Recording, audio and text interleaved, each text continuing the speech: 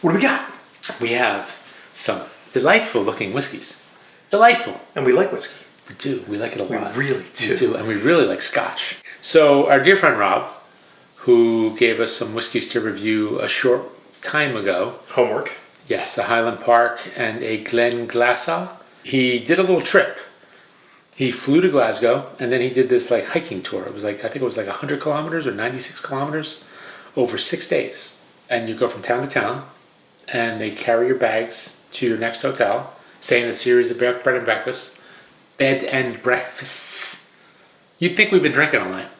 On the way, he went to the Glengoyne Distillery. He bought 2 whiskeys. He bought the Glengoyne 21 and he bought the Teapot. Mm-hmm. The Teapot Dram, is that what it's called? Teapot Dram? Yeah. Teapot Dram. Number 9. Number 9. Number 9. Number 9. Number 9. Number 9. Like Not, the Beatles? Not 8 or 10. 9. Like the Beatles. Number 9. So, the 21 is apparently his favorite whiskey of all time. So he asked us, he didn't ask us, he offered the whiskeys to us to open, review, try, get our thoughts, all that good stuff, and then I give him back the bottles. So we're going to do that tonight. So do you have anything on the 21? The 21, if you want to pour. Now, we're doing the 21 first because the 21 is 43%. Yes. And the Teapot is like a whopping 58.9. That's a kick in the teeth. That's going to be that's a big boy. Not that this is a little boy, but it's a more, chilled out boy. That's a feisty one. Gluck, gluck.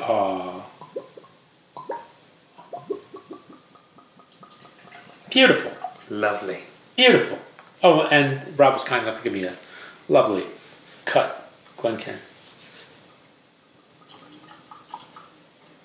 All right. So they say this is perfect after dinner, frankly, anytime. They distill slower than anyone else in Scotland, and then mature exclusively in hand-selected sherry casks for 21 character-building years. 21. 21. Oh. 21. We didn't gain any character in 21 years. No. We're way past 21. Maybe we became characters. We still don't have character. Maybe we became characters. That's right. I'm not really sure. Right. This is 230 pounds. Mm. So around $300 or so, probably. 270, 280. Something like that. Right. Was it 1.25? Roughly 1.2? Yeah, like 1.2, 1.3, okay. somewhere in there. Shall we go in? Delve in? Let's do it. Cheers. Oh, boy, that's a nice glass. An extra ring. Ring a ding ding. Ooh. Ring a ding ding. Oh. This is Sergeant Schultz in the glass. Mmm. You know what it smells like?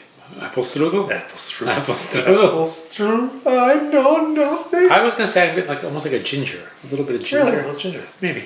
I'm getting apples, pears, and like the icing you get off of the strudel. I'm getting that little vanilla icing with a little bit of cinnamon. Mm-hmm. Stop it. And Stop it. Do you have any of this? I'm getting no. Do you have any? How's it feel? It feels bad. It feels really bad. Makes you sad, doesn't it? Quit your crying. Writer's tears. You're getting. Whiskey, that's a different whiskey. You're getting the whiskey wet. I'm adding water and salt. That just smells fantastic. It really does. Yeah, I'm getting. Like I said, I get a little ginger, maybe a little bit of that apples and pears, like you said, spiced apples and pears. Yeah. A little bit of cinnamon, maybe a little cardamom on there. And then obviously the sherry. Stop it. All right, I'm going. It's got a little viscous to it, a little bit of thickness to it. It's okay. It's okay. Here, let me have that. I don't want you to have to drink You any more can of just this. pour it of that. Here, let me just take Rob yours. isn't here. Stop it. Let me just take all of it. No, stop it. I think this one may have gone bad. Pretty sure. That is very nice. It's got a great mouthfeel. Mm. It has front to back flavor, not just it's not not just tip of the tongue or mid palate. No. All the way. And it has a really nice finish. Yes. Not hot, but flavorful. It's just a really nice finish. I get more baked apple on this now. Even more baked apple. It's like there's a little touch of sweetness, but it's not really sweet. Yeah. It's very good. And at the ABV it's at, nice. Yeah. Not overpowering. Not a. No. You could. Not this too is, much. This is an all day. This is an all day. And as this kind of is a sipper. Well, yeah. What are you gonna Take do? this bottle We're not outside. knocking it back. Take this bottle outside. By the fire. Enjoy By the whole day. By the fire, by the sun, by anything. That's a nice day. That's really good. I like that. That's nice. That's very, very nice. But we should do a little compare and contrast before we reach our verdict. I think so. All right, I need a little water. So, to the teapot. And a little bit of agua. The teapot. Agua fria. A little bit of water. A little bit of agua. Now we're going to go with the teapot. Look at that. Pop. And? Oh. Glug glug. So, I mean, the top of these bottles, I mean, and these are, they're not the only company that uses these. But it's like the neck of a still, right? Yeah. All right, so this one's going to be 58.9. This could be a yowza. Let's see. What's the story in the teapot? Most distilleries would give workers new make spirit, hot off the still. So you would get 3 fingers of whiskey 3 times a day. Glengoyne did not do that. They would always ensure the team were given tumblers filled with whiskey from first fill sherry casks. So the less seasoned members of the distillery team would, to save face, discreetly pour some of their untouched drams into a copper teapot, which sat on the canteen windowsill, ready for the older colleagues to enjoy their share. Honoring this tradition, the teapot dram has remained a deliberately bold, sherry-matured, limited release ever since its launch. This is batch number 9. It's matured exclusively in first fill European and American oak sherry casks, bottled at 58.9. Do it! Oof! Do it! Cheers. Cheers. It doesn't smell terribly. No, it's not. I'm not getting a lot of vapors, right? Not a lot of vapors. Let's go. It's not terribly different from the 21. Well, it is. Kind I of. think the 21's a little richer. Maybe. The aromas. This is a little more spicy on the nose? Well, not really. The ABV, I guess. Maybe. The medicinal menthol quality of the alcohol comes through. It smells good. I got water. You got a little water just in case we need that some I do. drops? In case I start to cry, yes. Cheers. We did that, didn't we? Do it again. Sure. Cheers. Cheers. Cheers. Ringy dingy. Ooh. Oh, ho. That builds. Not as viscous. No. A lot more up front. And then right to the back. This is, with to me, fires. This is like starts in the middle. Yeah. And then it's like a mushroom cloud. Yeah. You know, like an atomic bomb, like the videos, you know, like remember the duck and cover videos where they do the mushroom cloud? It's like that. And then it just kind of, the finish isn't long. No. It's a lot, I think it's a little shorter. It's a little wispy, but it's nice though.